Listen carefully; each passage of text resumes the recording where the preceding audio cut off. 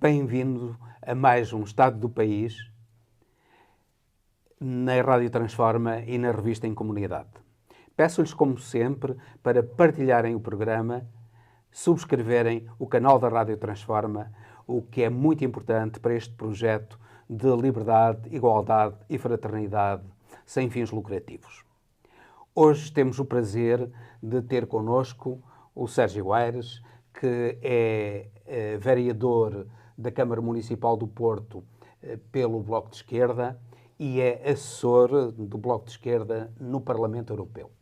Portanto, uma pessoa que conhece os problemas da nossa cidade e que conhece os problemas da Europa. Seja bem-vindo à Rádio Transforma, Sérgio Aires. Muito obrigado. Eu começo por lhe perguntar quais são os dois principais problemas que afetam a cidade do Porto. Em primeiro lugar, eu dizia que como se costuma brincar, os dois principais problemas são a habitação e a habitação. Antes de mais nada, o principal problema é a habitação. Evidentemente que temos hoje também um problema que eu espero que seja conjuntural de mobilidade e que espero que tenha a ver também com uma transição para a transição climática que tanto desejamos, mas que está a ser muito complexo pela forma como está a ser conduzido e pelas obras que temos na cidade, todas a decorrer ao mesmo tempo, com atrasos muito significativos e sem um fim à vista que complicam bastante a vida de toda a gente. E depois, sumariamente também, o facto de termos ao mesmo tempo tido esta iniciativa da criação da Rede Unir e, portanto, um esforço metropolitano de congregação de transportes à área metropolitana, que em si é uma boa ideia, mas a forma como foi concretizado demonstra que não o é para já. E, portanto, os problemas que trouxe à cidade do Porto, e todas, na verdade, são muito complexos e, ainda por cima, em cima do momento em que a cidade está toda bloqueada por obras de trânsito, relativamente ao metro, em primeira instância. Mas o problema principal, fundamentalmente, é mesmo a habitação. E a habitação, esse sim, é um problema estrutural. E é um problema que, ainda por cima, tem a ver com coisas que transcendem o nível local e até, de alguma maneira, o nível nacional. Mas também... O turismo. Mas o turismo em si mesmo é também ele próprio uma escolha. O modelo de desenvolvimento que se escolheu para esta cidade por quem a governa é um modelo que favoreceu uma gentrificação, que favoreceu uma instalação de uma massa de turismo que é quase já impossível de gerir e que trouxe, naturalmente, problemas na habitação por via do alojamento local e pelo excesso de alojamento local que surgiu e também de unidades hoteleiras, mas fundamentalmente porque as pessoas, pelos preços que as coisas foram atingindo, e mais no Porto, e antes no Porto do que noutros sítios, não vou falar de Lisboa, porque Lisboa acompanhou naturalmente o mesmo ritmo, fez com que as pessoas fossem expulsas da cidade. É um movimento que já começou há muito tempo, não é um movimento tão recente quanto as pessoas pensam. Eu diria, e costumo dizer, que este movimento de gentrificação da cidade começou nos anos 80. Claro que se acentuou muito nos anos 2000 e muito mais ainda nesta década e nos últimos anos que estamos a viver. E que faz com que seja quase impossível viver na cidade, mesmo para quem tem rendimentos relativamente simpáticos, torna-se impossível pagar uma casa no Porto, seja ela que dimensão for, porque elas são mais caras do que em Bruxelas.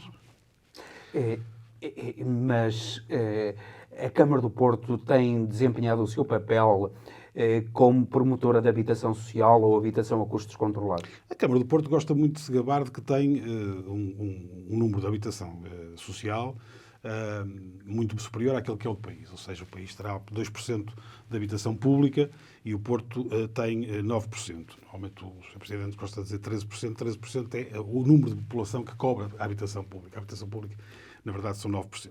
9-10%. É evidente que é muito superior àquilo que é a habitação pública no país, mas é muito inferior àquilo que era necessário. E, além disso, este Executivo, nos últimos 3 mandatos, muito pouco fez do ponto de vista da construção e disponibilização da habitação. O que faz e que está a fazer, é algumas medidas que ajudam a pagar as rendas, como o Porto Solidário, e outras medidas do género, mas que são colchões, não são soluções.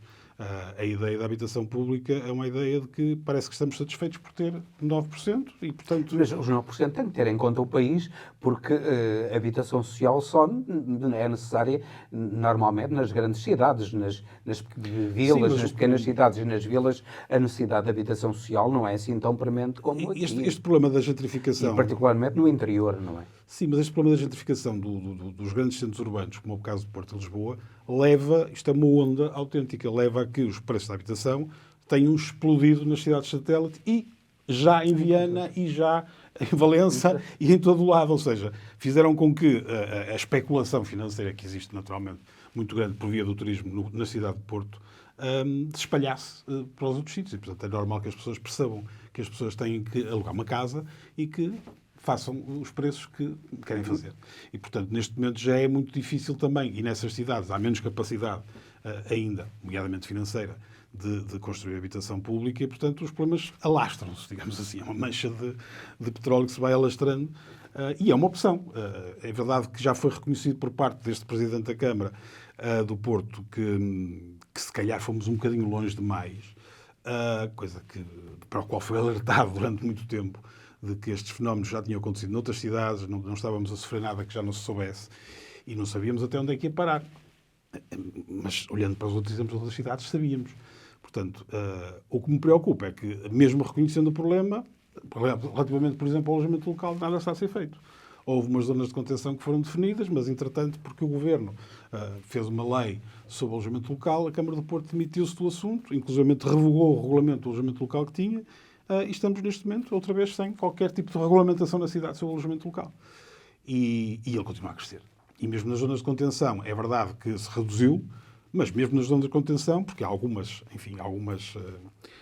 exceções que são possíveis num regulamento que agora já não existe, mas que existia, e que permitiam que se continuasse a ter alojamento local, mediante determinadas circunstâncias, bastante dúbias até, inclusive, em alguns casos. Por isso, este é o grande problema.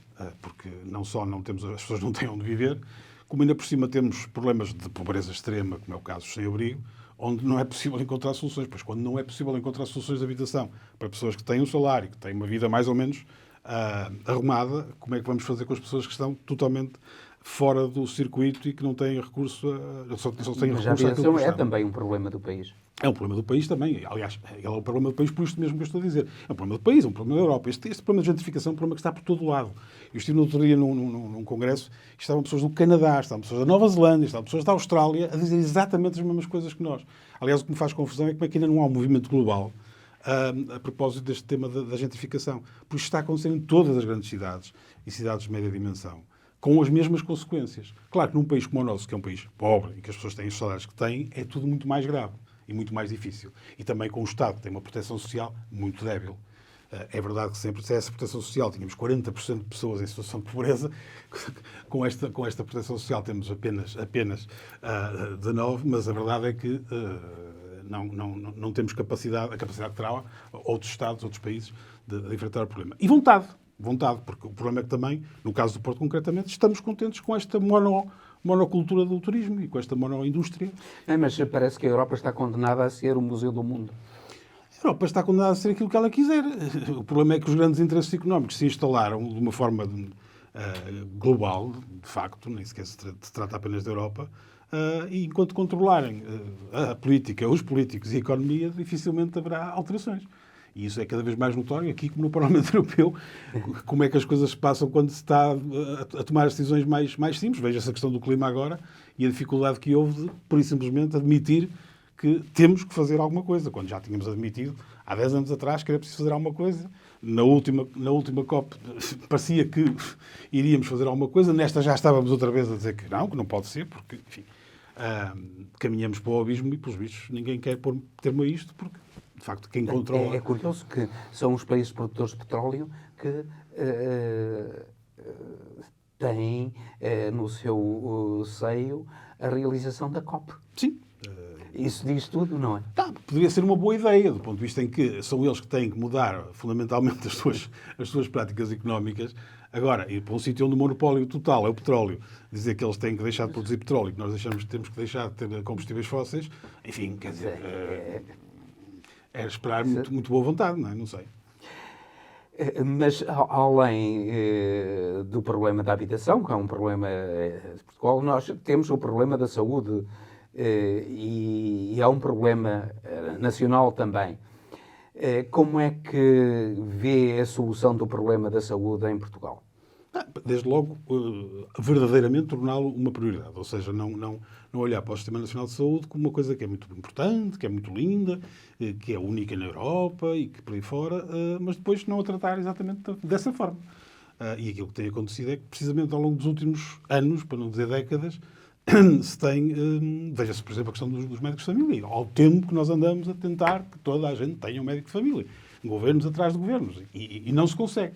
Quer dizer, não se consegue porque também não há médicos suficientes. Eu tenho algumas dúvidas disso. Eu acho que era possível. Eu acho que o problema da saúde, em particular essa saúde da comunidade, tem a ver também com a forma como está organizado.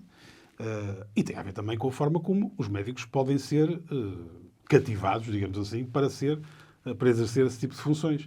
Porque é verdade, quando um médico está num centro de saúde a ganhar um salário que é muito mais baixo daquilo que ele tinha a ganhar no privado, e em condições terríveis em que está a fazer consultas que não são consultas, são por simplesmente atendimentos de 5 minutos, porque tem que despachar as pessoas e porque tem números e tem que cumprir números e tem que apresentar números. Enfim, não estamos a dar condições aos médicos para exercer a sua função. Portanto, deve ser extraordinariamente desagradável, para dizer o mínimo, para alguém que gosta da sua profissão estar a exercer um cargo daquela forma. E eu digo por experiência própria, quando vou ao centro de saúde aqui vejo como é que sou atendido. E eu não transfiro as responsabilidades para o médico, porque ele não pode fazer mais do que aquilo. Eu já fico contente de ser atendido. Já fico contente de ter um médico de saúde, um médico na sua unidade. Médico de família. Tenho um médico de família, uma coisa extraordinária, sou um privilegiado. Na verdade. Ora bem, o Partido Socialista teve eleições para o seu secretário-geral. Foi eleito Pedro Nuno Santos. Como é que analisa essa eleição? É um bom sinal para a esquerda em Portugal? Vamos ver. Não sei qual é a estratégia que o Pedro Nuno Santos vai pôr em campo. É evidente que é sempre assim. Quando um líder passa a ser líder, quando um dirigente passa a ser líder, tem naturalmente que moderar-se, tem que naturalmente fazer acordos, tem que naturalmente negociar e, portanto, toda aquela digamos assim, força que ele demonstrava quando estava livre, digamos assim, vamos ver se ele consegue manter. Agora, também depende da sua estratégia. Se ele quer ter uma governação, se na cabeça dele lhe passa a ideia da maioria absoluta, significa que vai virar as costas ao resto da esquerda, como é evidente, para poder ter essa maioria absoluta. A mim, pessoalmente, não me parece boa ideia. Até porque, antes de mais nada, nem sequer é garantido que o consiga. Por outro lado, temos um desafio à direita que nos coloca a todos, aqueles que somos de esquerda, uma preocupação grande. E, portanto, é importante, acima de tudo, aconteça o que acontecer, que não seja possível, ou que não esteja em cima da mesa, a possibilidade de que a direita tenha que fazer governo com forças que não são democráticas. E, portanto, e como isso não é garantido que não aconteça, porque por muito que nos digam que não, já disseram que não e fizeram. E aconteceu isso nos outros países todos. Se fizermos um mapa dos países em que a direita, enfim, tradicional, acabou por ter que se aliar à direita radical ou à direita fascista, inclusivamente, como é o caso italiano, e que depois acaba por passar por cima dela, porque essa é a coisa mais interessante, é que as direitas tradicionais não perceberam que estavam a ser engolidas. E vamos ver o que é que vai acontecer em Espanha, porque aquilo que eu prevejo é que, mais cedo ou mais tarde, o Vox acaba mesmo por ganhar as eleições. Levou agora este embate, porque foi a ideia de que era preciso que o PP pudesse, que o PP em Espanha pudesse ganhar as eleições, que não ganhou, não é? Ou seja, ganhou, mas não tinha capacidade de formar governo. E, portanto, esta é a grande preocupação. Agora, o que é que o Pedro Nuno Santos vai tentar fazer, não sei. Não sei se a ideia dele é... Fiquei confuso, digamos assim, naquela noite. Fiquei confuso, porque fiquei sem saber se ele estava a apelar à maioria absoluta ou se estava a apelar a uma maioria de esquerda, ou o que é que ele estava a fazer. Entre os apelos do Pedro Nuno Santos e, se calhar, os desejos até de uma maioria absoluta do Pedro Nuno Santos, ele pode ter a maioria absoluta e pode até querer, mesmo assim, governar conjuntamente com a esquerda, com o Bloco de Esquerda e com o Partido Comunista. Isso não é impeditivo. Mas isso é uma coisa. Outra coisa é aquilo que dizem as sondagens. Todas elas estão longe de dar a maioria absoluta ao Partido Socialista. Mas a esquerda tem um grave problema também. É que todas as sondagens dizem que a esquerda, no seu conjunto, pensando nós na esquerda como o Bloco de Esquerda e o Partido Comunista e, de certo modo, e o LIVRE também, mas particularmente o Partido Comunista, vai descer e a esquerda, do modo geral, terá uma votação inferior à do Chega, o que é extremamente preocupante no país. Porquê é que isso pode acontecer? Bem, pode acontecer. A única explicação que eu tenho de caráter mais sociológico é aquela que se apresenta nos outros países em que isso aconteceu. É que a insatisfação das pessoas é de tal maneira forte que leva a que, por um lado, ao desespero e, por outro, à ideia de que os políticos são todos uns corruptos, que é um discurso que, no fundo, que o Chega utiliza é exatamente o mesmo que utilizaram todos os outros partidos de extrema-direita que venceram eleições ou que estão em condições de ser parte do governo. E, portanto, eles jogam com a insatisfação das pessoas. No outro dia alguém me dizia que o problema há inclusive estudos feitos sobre isso, porque os pobres, as pessoas em situação de pobreza, votam à direita. Tradicionalmente, nestas circunstâncias. E é fácil perceber porquê. Porque as pessoas estão insatisfeitas, porque o discurso que lhes é apresentado, simplista, de soluções muito simples, muito rápidas e de reduzir o número de parlamentares e coisas deste género, são coisas que para uma pessoa que está zangada com a política, que está zangada com os políticos, que não vê na sua vida nem dos seus filhos nenhuma melhoria nos últimos 10 ou 15 anos, mesmo quando as houve,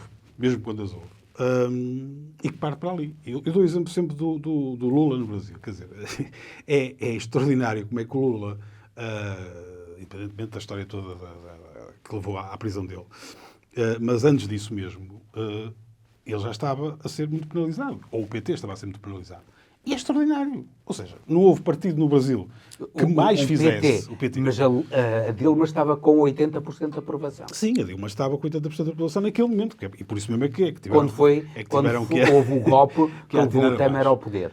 E que abriu as portas ao Bolsonaro. Mas há aqui uma desculpabilização também da esquerda. Mas se há insatisfação, porque é que a esquerda não capitaliza essa... insatisfação. A esquerda capitaliza essa satisfação. O problema não é que a tem esquerda... conseguido, está a baixar, já para o Bloco de Esquerda, por exemplo, já passou de 10,2% para 10,2%. Mas o Bloco de Esquerda, na verdade, nunca foi governo. Sim, e, portanto, essa é uma questão. Mas podia continuar a capitalizar. Nunca foi, e precisamente porque nunca foi governo, podia continuar a capitalizar. Francamente... E o Partido Comunista já passou de 17%. O Partido Comunista já teve 17% e passou. Agora, as últimas sondagens dão-lhe entre 3% a 4%. Eu acho que as últimas eleições não são modelo para nada. Ou seja, as últimas eleições foram totalmente diferentes daquilo que serão estas, porque havia o alarme, e isso foi muito bem trabalhado por parte de António Costa, o alarme de que votar em qualquer coisa que não fosse o PS era votar no Chega. E era fazer crescer a extrema-direita. E resultou. E depois também resultou porque as pessoas estavam zangadas. Algumas pessoas estavam zangadas. Mas mesmo agora, é o Chega que continua a capitalizar a insatisfação. Porque é que a esquerda não consegue? O que é que no discurso da esquerda é que também fala-se? O discurso do Chega é um discurso muito linear, muito simplista. Então, se é linear e simplista, a esquerda não consegue utilizar argumentos para destruir esse discurso, argumentos também lineares e simplistas. A corrupção, por exemplo, percebe-se, e isso há uma experiência em todo o mundo, de que quando a direita ou a extrema-direita chegam ao poder, a corrupção é muito maior. E nós que conhecemos a gente do Chega, percebemos quem são eles. Nós imaginemos os exemplos de honestidade nacional que, por exemplo, um Ventura, que esteve à frente do Serviço de Finanças para melhorar a possibilidade de obtenção de impostos, depois foi para uma empresa, precisamente aquilo que fazia era procurar fugir aos impostos. É esse tipo de gente. E entretanto, a esquerda não consegue desmontar esse tipo de argumentação. A argumentação estúpida dos ciganos e dessas coisas, do rendimento social de inserção, e esse tipo de coisas tão simples, tão elementares. E a esquerda centra-se noutras coisas e não naquilo que é elementar. E não na mentira, na mentira do Chega. Isso não é verdade. Aquilo que eu estou a dizer não é verdade. São simples e elementares para nós, se calhar que estamos aqui a conversar agora. Mas a verdade é que, e esse é um grande problema deste país, é que a educação que nós temos em Portugal e o nível de educação, nós convencemos de repente alguns na história, não sei porquê, que isto era um país de doutores. É mentira. Nem sequer temos um número ainda suficiente de licenciados como deveríamos ter. O abandono escolar ainda é altíssimo. E isso reflete-se na hora de pensar e na hora de tomar decisões. E as pessoas têm muito má informação e não podemos desligar tudo isto que se está a passar do tipo de informação que temos em Portugal, que está nas mãos apenas de 2 grupos económicos e cada vez mais num único grupo económico, e que tem interesse em que, como aconteceu noutros países, exatamente, que tem interesse em que a extrema-direita se instale, porque lhes serve muito mais do que... Até eles perceberem que no dia em que isso acontecer, eles próprios também ficam sem voz. Mas isso, a história está lá. O que é mais extraordinário para mim como ser humano é não conseguirmos todos, coletivamente, perceber que estamos a repetir a mesma história outra vez. Isso é que me faz muita confusão, mas lá está, uma vez mais, é preciso conhecer a história, é preciso saber que já fizemos isto, fizemos isto exatamente igual. Não, sabe, já nos anos 20 do século... nos anos 20 e até nos anos 1918 e 19, salvo erro, o António Sérgio apontava a necessidade de transformação das mentalidades, e o grupo da Sierra Nova, particularmente, falavam da importância da transformação das mentalidades para se conseguir um país melhor. Mas, independentemente do monopólio da comunicação social por parte de grupos de interesses económicos que refletem apenas o poder económico dominante, a verdade é que a esquerda também tem descurado. Por exemplo, aquilo que nós estamos aqui a fazer, a Rádio Transforma, tem descurado este tipo de atuação nas redes sociais, como nós fazemos no YouTube, no Facebook, no Instagram, em todas as redes sociais, tem descurado isso. E portanto, tem descurado aquilo que é essencial, que é a formação das mentalidades. Isso não é verdade? É verdade, mas é um esforço coletivo que é mais difícil em países como o nosso. Mas veja-se que países com muito mais capacidade, com muito mais educação, com muito mais formação dos seus cidadãos, não estão isentos de problemas destes. Antes, pelo contrário, veja-se o caso da Alemanha, o caso da Dinamarca, o caso da Noruega, onde isto acontece exatamente igual. Se calhar porque a esquerda ainda não teve a lucidez suficiente para contrariar a comunicação social dominante, que é dominada também pelos grandes grupos económicos, pelos interesses financeiros instalados, e ela própria, porque agora, para o bem e para o mal, as redes sociais são uma forma de comunicação e de transformação das mentalidades, naquilo que as redes sociais têm de bom e de mau, não é? Pois, tenho algumas dúvidas. acho que, francamente, as redes sociais não contribuem assim tão positivamente para a construção de opiniões saudáveis, antes pelo contrário. Mas tem a sua utilidade, mas estão a ser exponenciadas. Como o Partido Comunista anunciou agora que as lutas de rua é que têm essa possibilidade? Não é uma questão de lutas de rua, é uma questão de que quem controla as redes sociais. Nós só vemos aquilo que as pessoas querem. Quer dizer, quando não perceber como é que funciona um Instagram ou um Facebook, e que agora ainda por cima são a mesma coisa, é não perceber nada. Ou seja, nós vemos aquilo que eles querem que a gente veja. Nada daquilo, tudo aquilo está alimentado por algoritmo que, pura e simplesmente, nos conduz para aquilo que eles acham que nós precisamos de ter, e de ver e de comprar. Portanto, desenganemos-nos se achamos que aquilo é informação. É desinformação a todo preço. E foi com essa desinformação que tivemos a eleição de Trump, que tivemos a eleição de Bolsonaro e que tivemos a eleição de outros líderes. Ou não teria sido precisamente porque Trump e Bolsonaro agiram nas redes sociais, enquanto que Os poderes económicos É também, impossível porque poderosos, é um jogo viciado. os É um jogo poderosos, viciado. os grupos económicos poderosos que apoiam Claro, o Partido é Democrático. um jogo viciado. É por isso que quando me perguntam porquê que a esquerda não faz isto, não faz aquilo, a esquerda não faz isto nem faz aquilo porque não pode fazer. O jogo está viciado.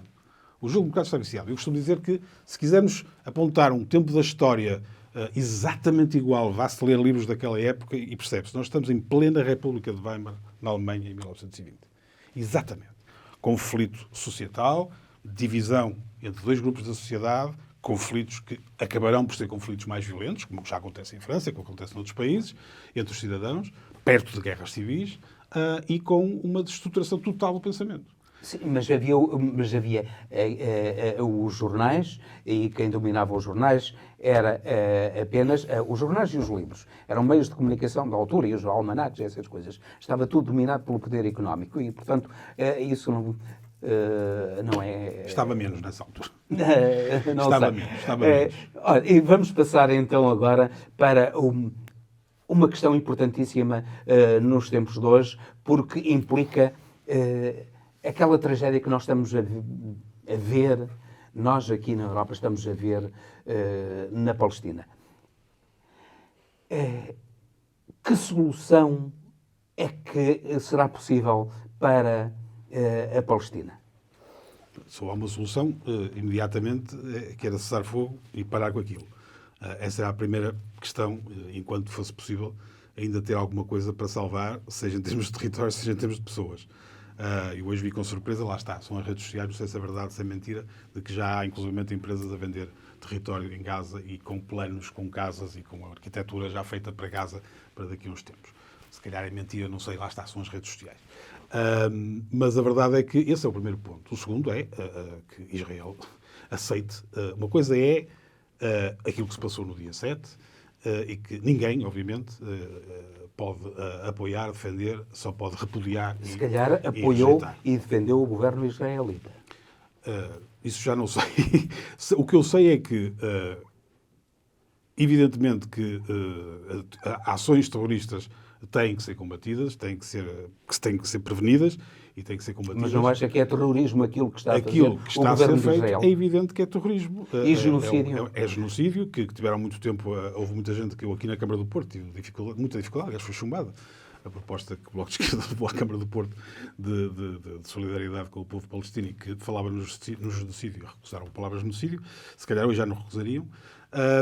Mas sim, é evidentemente que é isso que estamos a falar. Mas também temos o problema político de dezenas de anos, que é o não reconhecimento. E a posição da Europa seguidista de Israel nisso tudo? Eu francamente, tenho dificuldade em perceber. Nós, no Parlamento Europeu, tentamos muita coisa já.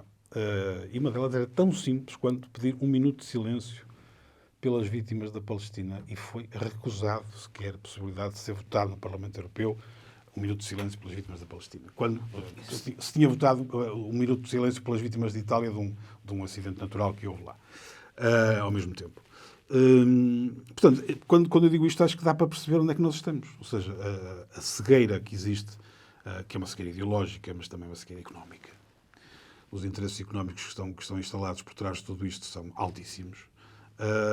E, portanto, é óbvio que é muito difícil fazer face a potências mundiais que controlam aquilo que nós fazemos. Mas eu gostava de saber a sua opinião sobre a possibilidade de criação de um Tribunal Penal Especial para julgar os crimes de guerra e o genocídio que está a acontecer na faixa de Gaza e na Palestina, do modo geral, porque não é só na faixa de Gaza, é também na Cisjordânia. Onde não há terroristas. Onde não há terrorismo e parece que tem um governo colaborador até. A criação de um Tribunal Penal Especial, à semelhança do Tribunal de Nuremberg, para julgar estes crimes de guerra e de genocídio que estão a ser levados a cabo por Israel na Palestina, com a cumplicidade, porque não serão cúmplices, Biden não será cúmplice, coautores, Biden, Blinken, Lloyd Austin, o ministro da Defesa americano, e depois além de todo o governo israelita, como é óbvio, e depois não haverá cumplicidade na Europa por esse genocídio, e os dirigentes europeus que apoiam, nomeadamente a senhora von der Leyen, que apoia esse genocídio, não deverá ser julgada criminalmente. Sim, se me pedir para eu subscrever alguma coisa desse género, eu pessoalmente subscrevo imediatamente. A minha dificuldade é perceber, com tantos organismos internacionais que estão neste momento, desde logo as Nações Unidas, a clamar por tanta coisa que seria o mínimo a fazer, e não há disponibilidade nenhuma para isso, bem pelo contrário. Eu pergunto-me como é que há alguma circunstância se ia criar um tribunal dessa natureza quando nem sequer se reconhece o crime.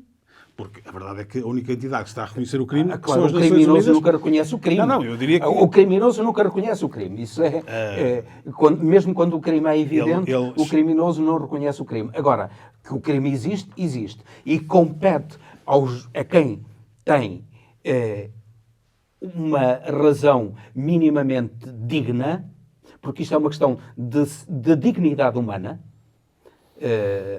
de racionalidade, de dignidade humana, quem tem essa dignidade e essa capacidade de julgar esses crimes.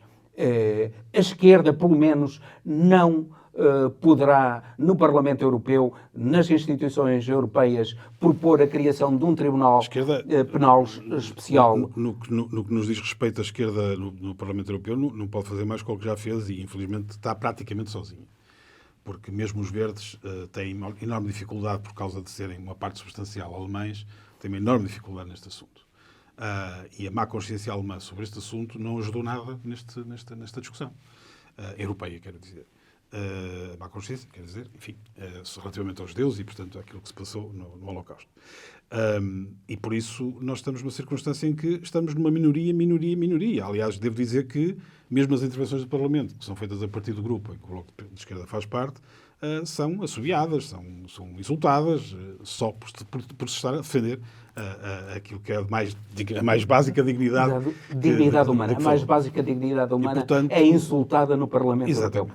Portanto, aliás, como lhe disse, quando se recusa um minuto de silêncio por vítimas, que uma parte substancial ainda por cima são crianças, já está tudo dito. Nós estamos a terminar o programa. Muito obrigado por esta entrevista. Tivemos imenso prazer em o ter connosco aqui na Rádio Transforma e na Revista em Comunidade. E peço a todos vós que assistem a este programa para partilharem, subscreverem o canal da Rádio Transforma, apoiando este projeto de liberdade, igualdade e fraternidade sem fins lucrativos.